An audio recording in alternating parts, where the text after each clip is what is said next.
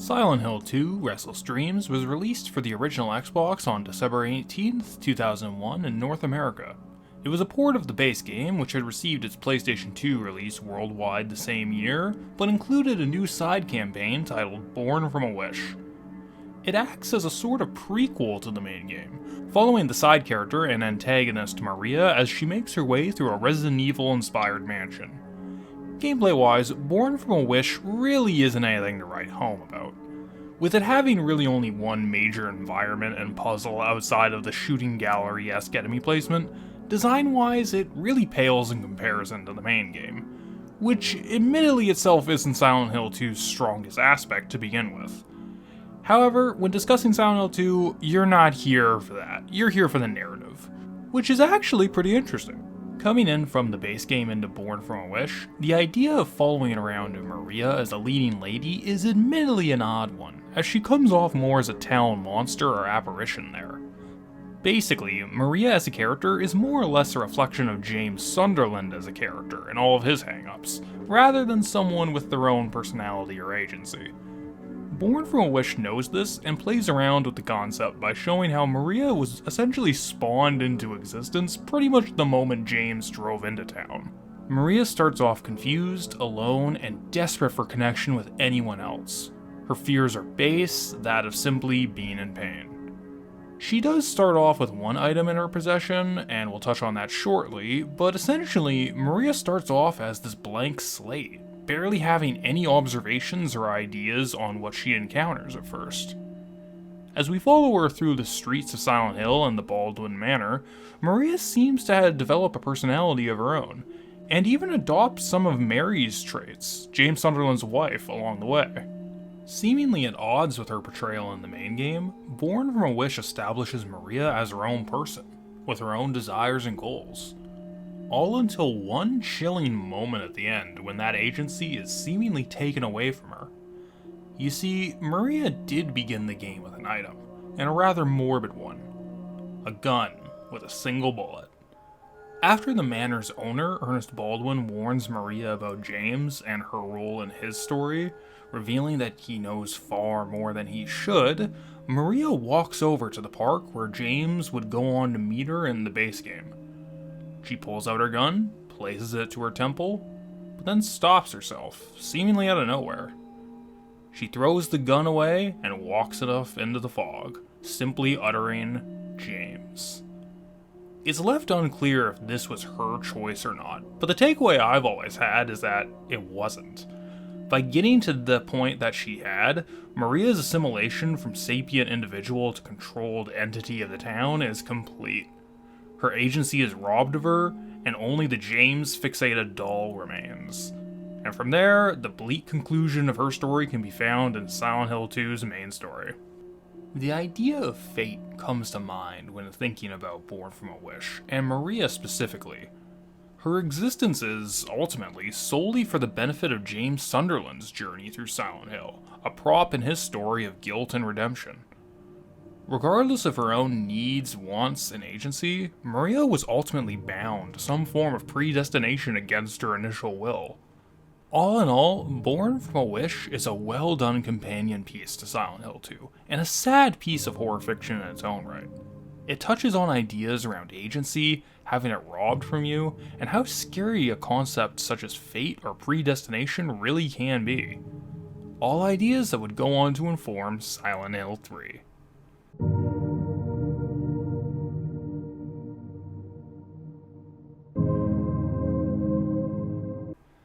In Silent Hill 3, the name of the game is Duality and Cycles.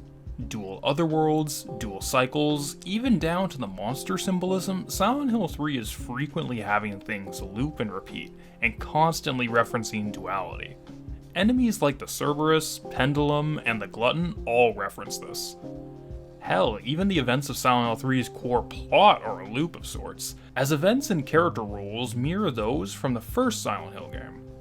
Douglas is akin to Sybil, Vincent is similar to Dr. Kaufman, Claudia is Dahlia, and Heather further pushes the duality angle by playing the dual roles of her father Harry Mason and her two past lives of Cheryl Mason and Alessa Gillespie.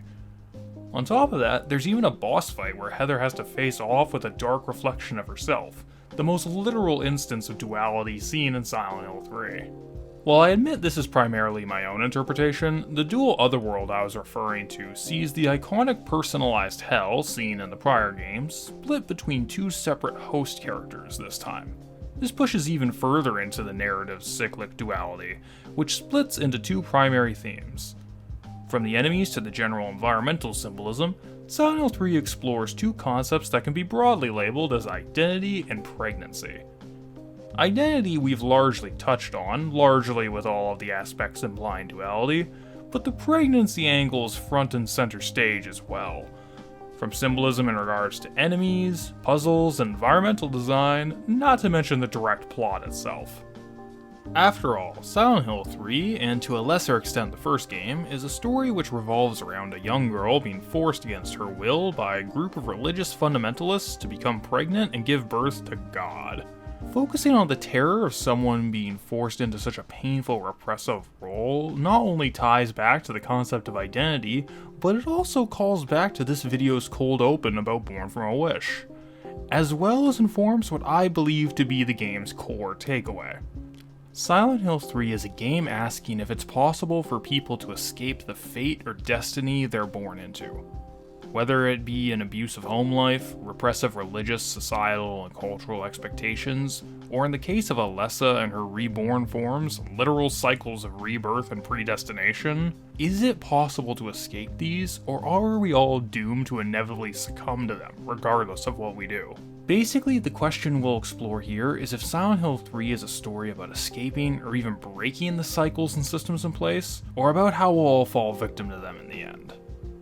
The two opposite ends of that question are presented in the story by Heather Mason and Claudia Wolf. Furthering the duality aspect of Silent Hill 3 are the two leads, because, make no mistake, the game is just as much about its villain Claudia as it is our protagonist Heather, and their two paralleling arcs inform the core concept of Silent Hill 3. Heather's arc leans into the identity aspect, all about escaping the cycle of rebirth and forced role of Mother of God, and finally having a chance to determine who she is for herself. In contrast, Claudia's story is about what happens when someone embraces the subjugation they were placed under and tries to force it onto others. In other words, Claudia's story leans a bit more heavily into the forced pregnancy aspect, and all of the murkier themes that entails. So all I can ask is for people in the comments to remain civil. We'll compare and contrast these two, discuss how their stories end, and finish this analysis by addressing the core question I proposed earlier.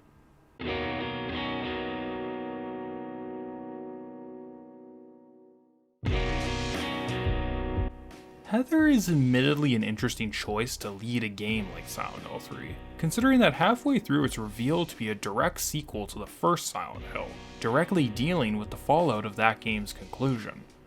Heather herself is also the central figure of this entire affair, completely unaware of the fact that she's the third incarnation of Alessa Gillespie, essentially the core of the original game. While she is ultimately Alessa's reincarnation, by herself, Heather is just a troubled teenage girl without any real concrete knowledge of her past until halfway through her own story, despite its consequences being forced onto her from the moment she wakes up. From that moment onward until the midway point where she reads her father's summary of events, Heather only remembers her past lives as Alessa and Cheryl Mason through brief flashes of memories resurfacing, which confuse her even further without any given context. This confusion, however, does tie primarily into the identity themes explored in-game. One of the most common traits shared amongst the cast of Silent Hill 3 is how each member of it forces some kind of preconceived idea of who Heather is onto her at some point. Harry initially sees Heather as simply a replacement for his lost Cheryl, Claudia sees her as just simply being Alessa, Douglas towards the end admits to seeing her as at least comparable to his dead son, and the Silent Hill town cult views her purely as a baby-carrying vessel for their god. Hell, even the minor side characters fit this bill. Stanley Coleman as his latest sexual fixation, Leonard Wolf as a fellow zealot, even the disembodied voice in the confessional at the game's last act is projecting the role of God onto Heather, begging for forgiveness on the other side of the booth. They all push these disparate ideas onto Heather, without any of them, barring Harry later on in his life, ever stopping to consider what Heather herself really wants. Admittedly though, Heather isn't necessarily doing herself any favors here, as throughout most of Silent Hill 3, even she seems to lack a stable sense of self. The signs are all there, admittedly being a little subtle considering how on the nose the rest of the game is. Heather openly hates mirrors, stating that it feels like an imposter is staring back at her, and her own memories are completely out of order due to her past lives as Alessa and Cheryl cropping back up when triggered and clouding her recollection. Looking at what we can glean from Heather's life prior to the game's events, we can safely say that she lacked the stability growing up needed to have a solid sense of self. The earliest moments of her life see her father contemplating strangling her in a moment of his own weakness, and as a young child, she was nearly kidnapped by a cult member who managed to track her down, resulting in her father killing the man. The two relocated afterward, and she had her name changed to Heather as a result. Come the present, we see a Heather without any real friends or connections besides her father. Really, from the aforementioned issues with her sense of self, to hints of a troubled personality with her smoking habit and switchblade daily carry, it's no wonder Heather's flavortext observations during the nightmare often go back to her dad, her one codependent anchor. The first act follows this codependent Heather, which abruptly comes to an end with her father's murder by Claudia, the priestess of the Silent Hill cult who intends to force Heather to become their underage Mother of God. From here, Heather learns the truth of her birth, her two past lives as Alessa and Cheryl Mason I, and she begins the second act of her character arc. After learning her history, Heather strangely enough seems to almost begin embracing the identity of Alessa over her own. She starts treating the memories of Alessa and her own lived experiences as almost interchangeable, even going as far as using I as a pronoun when referring to things which happened to Alessa. It comes off as Heather desperately clinging to some new sense of self, rather than a genuine merging of identities. After all, this earth-shattering information about her life is only revealed to her after the former soul's stable defining aspect of her life, i.e. Harry Mason, her dad, was murdered. His corpse left for her to find. It's no small coincidence that her source for this information comes from a handwritten final letter from him as well. Rather than growing past her codependency on her father, it's almost as if she falls further into it, in essence becoming Alessa to avoid dealing with the grief of her circumstances and his passing. This part of Heather's arc comes to a close when she's forced to quite literally come face to face with the memory of Alessa, her other self made manifest. Here, it's shown in no uncertain terms that her and Heather truly are their own individuals, with Alessa coming to the conclusion that the only way for either of them to avoid birthing God and escape their own cycle of rebirth would be to essentially commit suicide. At this, Heather's character is made distinct, where she almost converses with Alessa as a separate individual, albeit with the same memories and trauma. However, she and her don't think alike after all, and Heather's arc comes to a close. She realizes that it ultimately is up to her and her alone to fight for her own right to choose her own future. As unfair as it is, make no mistake about that, a young woman in her position and at her age would otherwise be railroaded into set social rules dictated for her if she doesn't act first. In context of Silent Hill 3, what Claudia and the cult have set out for Heather. Speaking of railroading, the image of Heather stuck on some kind of railroad track is actually repeated 3 times throughout the game. And while I might be reaching a bit, in my opinion there's a bit of visual storytelling being done here. The first instance is the roller coaster at the Lakeside Amusement Park, during the nightmare sequence Silent Hill 3 opens with, where Heather's walking in the tracks one direction before being blindsided and killed by a cart heading down her way. The second instance is in the subway, where Heather has to jump down onto the train tracks to proceed, sees the subway train speed head-on towards her, but ends with Heather getting back on the platform and avoiding being hit. Despite this, the only way to progress is to hop on the train and be railroaded right back in the direction that it came from. The third and final instance is a repeat of the first, a loop of it if you will, with Heather walking down the same roller coaster tracks and being confronted by the same car speeding towards her. This time though, Heather doesn't let herself be hit by the car, or accept her fate in other words. Instead, she leaps off the tracks and moves forward on her own path. In essence, this is Heather's character arc in a nutshell. She starts off unaware of the fate and identity being forced upon her and is steamrolled by it. Afterward, she stops herself from being run over by it, but her choice is more or less an illusion and she's still forced down the same track. By the end, while Heather can't stop the train or destroy the railroad track itself, she can at least get off the tracks on her own terms and determine her own path. Not too bad of an arc for a teenage coming-of-age story, I'd say. However, Heather's arc is really only a small chunk of Silent Hill 3's larger ideas, and to get a bigger picture, we have to touch on pregnancy and abortion.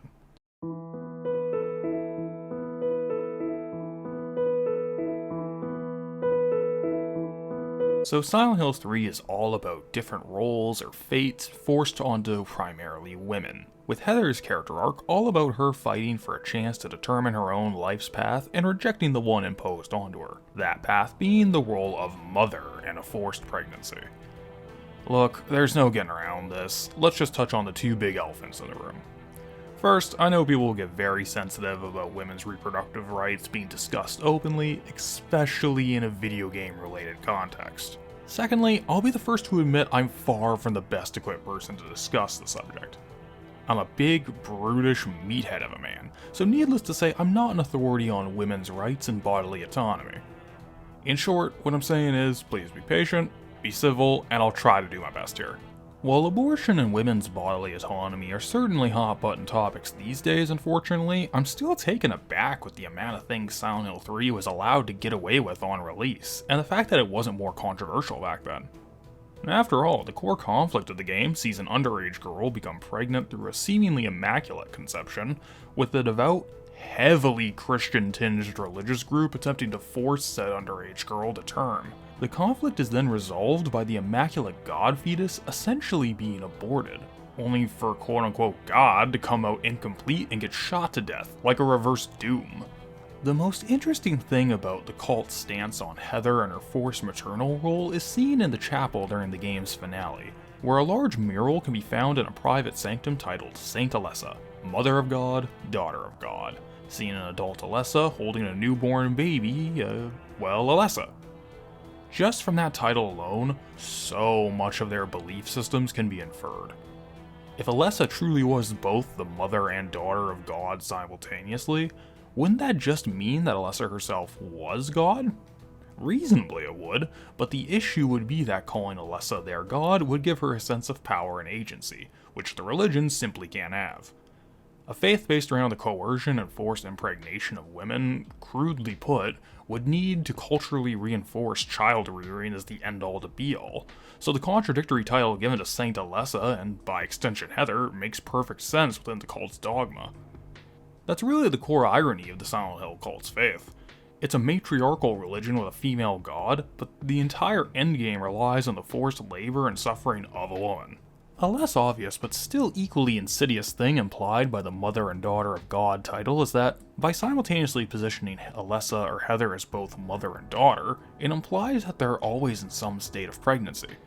This leads into concepts of preconception and the phantom fetus, which Silent Hill 3 maybe unintentionally reflects. In her essay Possession, The Struggle for Female Bodily Agency in Exorcism Cinema, the author Michelle Pribernau describes the concept of preconception as follows. Preconception positions women as either pregnant or pre-pregnant, but never as not pregnant, and they are enjoined to maintain health in anticipation of providing the best possible pregnancy for a future fetus. Essentially, those who buy into something like preconception and all of the beliefs that would accompany it see women as already pregnant or in the process of becoming pregnant, and in turn make her needs secondary to this theoretical fetus. This phantom fetus, if you will. The cult of Silent Hill demonstrates these beliefs to a T, with everyone involved in it fixated on Alessa in the first game, and Heather here solely as a god baby incubator of sorts.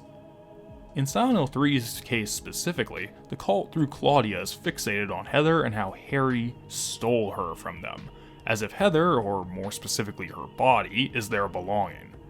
The only person tied to the cult with any knowledge of the larger situation, Vincent, doesn't want to force Heather into birthing God, but just decides that killing her would be more convenient for him.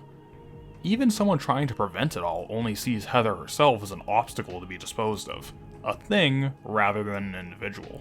The cult's fixation on the unborn God fetus segues into a concept we name-dropped earlier, that of the phantom fetus. coming from the same Pribernow essay and has a lengthy definition as follows. Applying the label phantom fetus reinforces the non-existent status of the hypothetical being made at the expense of the very real woman and reinforces the immaterial and non-biological status of the being. It exists, if it exists at all, in the realm of the or supernatural. A potentially pregnant woman, like a haunted house, is monitored and observed to ensure that the phantom will be given a physical, healthy form. The phantom fetus thus possesses a woman's body, in both the supernatural sense, an immaterial being invading and dwelling within, and in the sense of ownership. Preconception ideology would have all women of childbearing age so haunted and thus obsessed with preparing the way for the transmogrification of phantoms into fetuses. In context for Silent Hill 3, the cult's god is really the ultimate phantom fetus. A possible literal spectral being which possesses a teenage girl, overtakes her rights and needs in the minds of the preconception adhering faithful, and in their eyes essentially supersedes her life. With that in mind, the monstrous side antagonist of Valtiel becomes a fascinating figure in the narrative. He's an ever-present stalker who never directly interacts with Heather, but always forces his presence to be known by her. Never directly interacts with her, with the sole exception of the game over screen. Here, Valtiel can be seen dragging off Heather's body to resurrect her in order to complete the birthing of God ritual, which according to the developers is actually canon to the story if the player is to die during their run. There's something so oddly bleak about that detail. Even death doesn't free Heather from the forced role of mother, her life and fate chosen for her. This is the fate Heather fights to avoid in Silent Hill 3. All in all, pretty dark stuff, but appropriate for a young adult coming-of-age horror story. However, Heather's arc is only half of the story being told, and the secondary character narrative is quite the compelling contrast.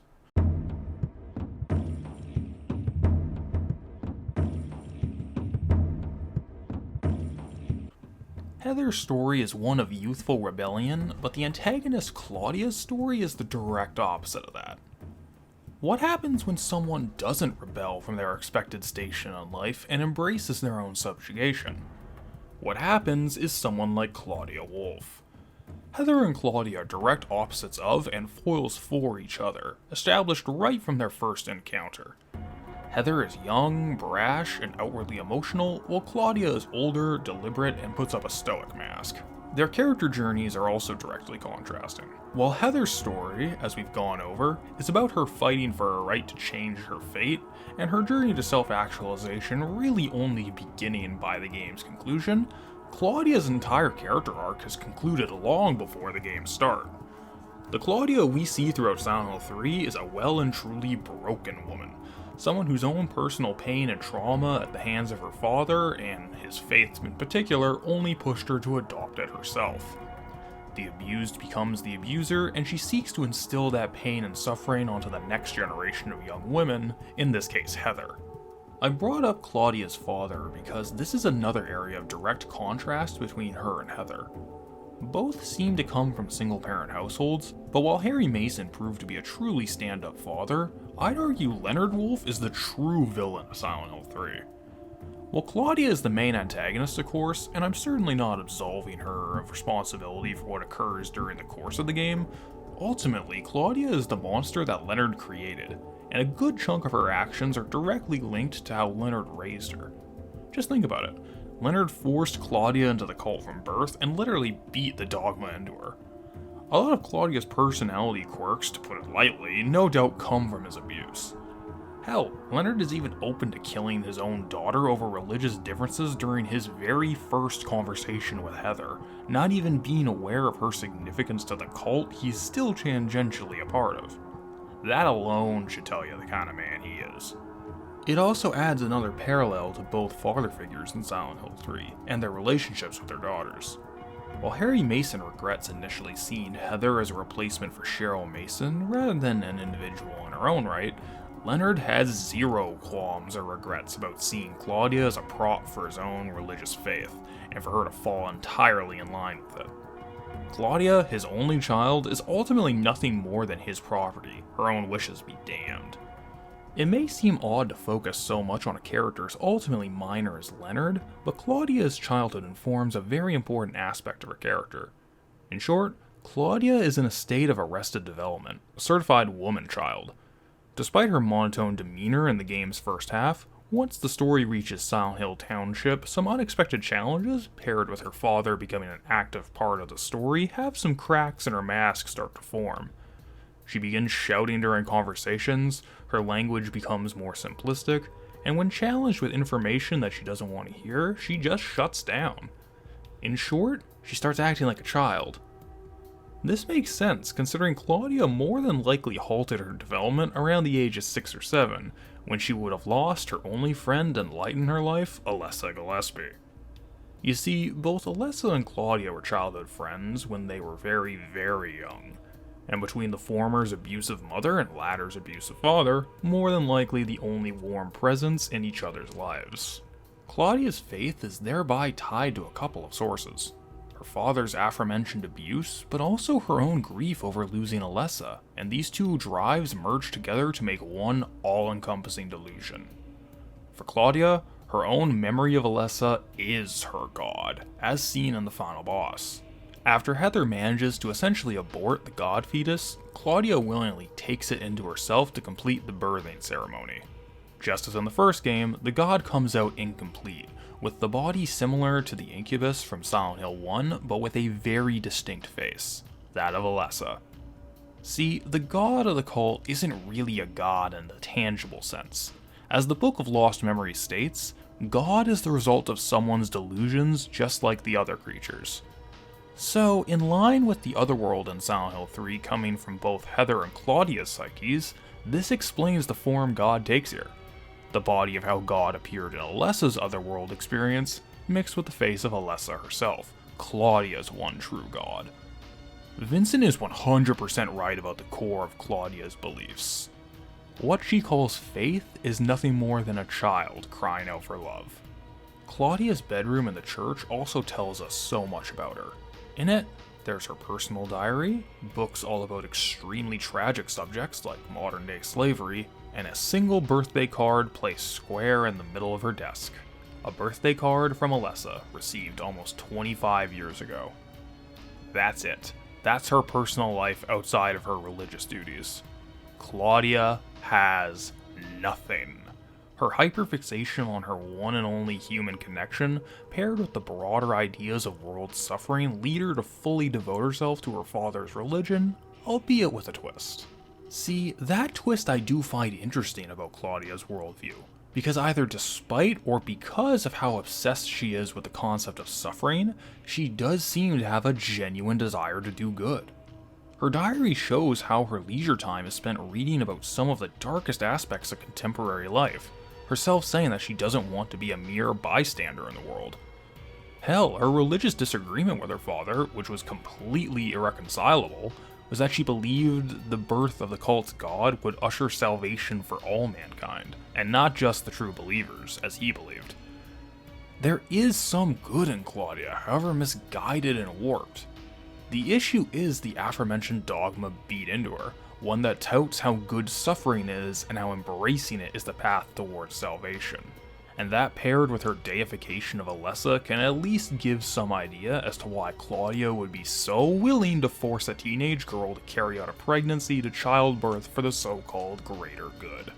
And through it all, Claudia never seems to put two and two together about how, by trying to force Heather to birth her god, Claudia is repeating the exact same events which took Alessa from her in the first place. Even at the very end, where Claudia fully sums up her suffering-based worldview and it becomes completely clear she's far beyond reasoning, it almost comes off as she's resigned to her fate at this point. She even openly says she doesn't expect to be saved for what she's done, sounding as if she does deeply regret it all, but takes no actions to change it at any step of the way. Why? In my opinion, Claudia simply can't conceive of either herself or Heather having their own agency, rights, or ability to choose their own future. This is why Claudia is both the perfect antagonist for a coming-of-age story about breaking tradition and cycles, and the perfect character foil for Heather herself. Whereas Heather's story is about someone beginning to form their own identity during impossible circumstances, Claudia's story is that of a victim who embraces the beliefs and practices of their abuser and fully intends to force them onto everyone else. Most certainly young women just like she once was. Despite claiming to love Alessa, Claudia repeats the exact same actions of Alessa's mother 24 years prior by forcing Heather into the role of God's mother, which is the very thing that took Alessa from her life to begin with. And the best part? Even after being the instigator of everything in Silent Hill 3, Claudia is somewhat correct. She really does have no agency of her own at this point. She's the monster her father created, extrapolating his beliefs to enact a plan Dahlia Gillespie created.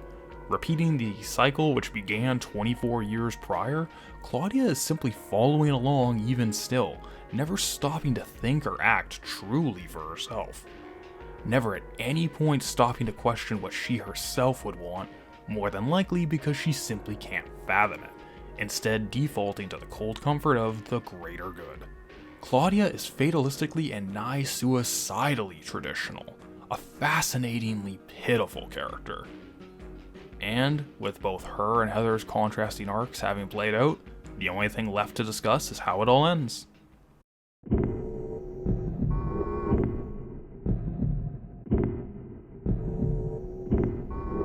The ending of Silent Hill 3 always felt a bit off to me, and for the longest time left me feeling unsatisfied by the times the credits rolled. After the Alessa god is killed, Heather begins to walk away from the corpse before stopping and breaking down in tears, the grief finally hitting her and her allowing herself to experience it. However, before leaving and the scene cutting to black, she looks back towards God's corpse in a rush, having seemingly heard something from it. In the next scene, it cuts to Heather reuniting with Douglas and playing a prank on him, acting far too peppy and happy given the last sequence. When asked what she'll do next, Heather says she plans to change her name back to Cheryl in honor of her father, but plans to keep her dyed hair because blondes have more fun. Roll credits.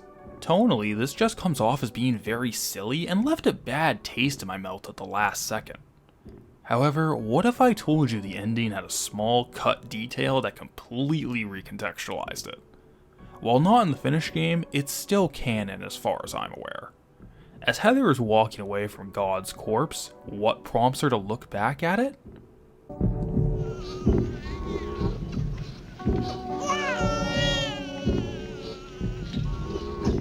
A baby's cry, born from the remains of the cult's slain god. Entirely reevaluates my feelings on the ending. After all, with that detail, it closes the loop of Silent Hill 3 being a repeating cycle of the first game. In Silent Hill 1's canon ending, God, or the Incubus, is killed, from its remains a new reincarnated Alessa baby is born, and a brand new Cheryl leaves the town of Silent Hill. With the name change Heather picks, even that last detail repeats, with the inclusion of the baby's cry. With all this in mind, it recontextualizes Heather's overly jovial mannerisms at the end, and makes them make a bit more sense. After all, we really have no idea what she does with the god baby at the end. Whether she kills it or leaves it, however, the very existence of the thing is horrifying, and her being jokey and silly at the end now comes off as a desperate attempt to ignore the lingering dread. This is fine, Heather says. In context for this analysis, what makes this extra detail of the ending interesting is how it might be key to answering the core question I posed towards the beginning. Can you escape the cycles and oppressive systems in place, or are you doomed to succumb to them in the end, being just another product of one's circumstances? With what we've just described about the ending, it seems the answer may very well be no, no one can escape their circumstances. Despite all of Heather's loss and hardship, she ultimately has just repeated the cycle from Silent Hill 1 and can never change it in any meaningful way. She can't escape her eternal recurrence, her born station in life, and the actions expected of a woman in the society she lives within. It's a bleak conclusion, but not necessarily what I think the game is actually getting at. Ask yourself this: exactly who is the baby reborn from God's corpse at the end, anyway? The obvious answer, and the one I just alluded to, is that the baby is a fourth reincarnation of Alessa. but I think it's actually more likely to be someone else. In short, I think the baby is actually a new reincarnation of Claudia, who's taken Heather's place in the endless cycle of death and rebirth she was previously subject to. Think about it. Unlike Silent Hill 1, where Alessa was forced to give birth to the god before dying and being reborn, it was Claudia who took the role of birth mother at the 11th hour this time and died afterward. However, once inside the boss arena, the only thing that remains of Claudia is her dress, as if her body simply evaporated and disappeared. Exactly like how Alessa's body vanished at the end of Silent Hill 1, simply fading away on the spot. Outside of the story justification for this reading, Claudia being the new victim of the rebirth cycle lines up more with my interpretation of Silent Hill 3's take-home message. As I've said ad nauseum, and I swear for the last time, the core question of Silent Hill 3 is if it's truly possible to rise above the cycles and structures in place which hold you back, or if you'll always fall to them in the end. Everything going on in the game ties back to this. The answer? With the Claudia reading in mind, it's a wholehearted yes. Yes, you can escape them, and you're not beholden to any cycle, fate, destiny, gender role, faith, or whatever else others lay out and force onto you. While fully breaking those systems is far more than any one individual can do, said individual can always liberate themselves. The endings seen by the characters of Heather and Claudia reflect their side of the central question. On one hand, Heather embraced the ability to take control of her own life and not follow what some man or church wants to railroad her into. In turn, she gets to leave Silent Hill, having escaped the endless loop of eternal recurrence that once she was trapped within. On the other hand, Claudia refused to even consider the possibility of all that. As such, her fatalistic mentality leads her to inadvertently take Heather's place in the endless cycle of death and rebirth, now trapped within the looping hell she herself tried to force onto another. And make no mistake, the cycle is not broken. Silent Hill 3 ends the same way the first Silent Hill did. The Aglophidus is used to stop the healthy birth of God, a new reborn child is born from its remains, and a new Cheryl leaves the town behind. It isn't, however, a one-to-one repeat, just a rhyme. The difference here is that Claudia is now stuck in a traditional hell of her own making, and Heather willingly adopts the name Cheryl by her own volition, in honor of her dad, and gets to leave the foggy little town for good, free from the stains of the past once and for all.